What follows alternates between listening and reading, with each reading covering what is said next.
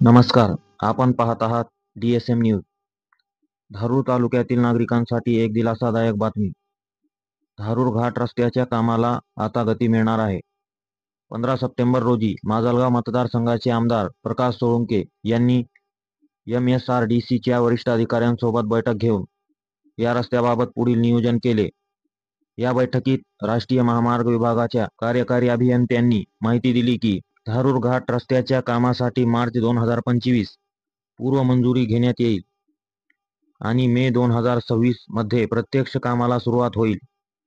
दीर्घकाळापासून रखडलेले काम मार्गी लागल्याने नागरिकांच्या सोयीसुविधेत भर पडणार आहे. याचबरोबर माजलगाव धारूर रस्त्याच्या दुरुस्तीवरही बैठकीत चर्चा झाली. रस्त्यावर पडलेल्या भेगा, खड्डे आणि खराब झालेल्या भागामुळे नागरिकांना मोठ्या प्रमाणात अडचणीचा सामना करावा लागतो.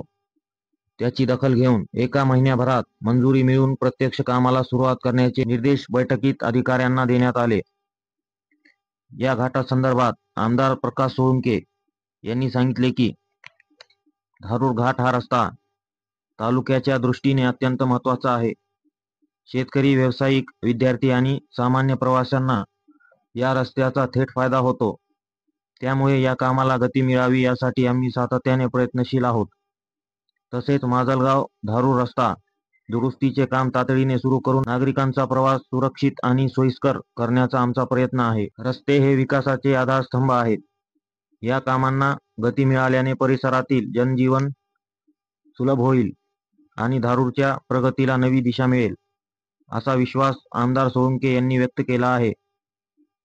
हीच होती महत्त्वाची बातमी. धारूर घाट रस्ता आणि माजलगाव धारूर रस्ता कामाबाबतची. मी आहे आपला न्यूज अँकर असलम शेख. धन्यवाद. आपण पाहत रहा DSM न्यूज.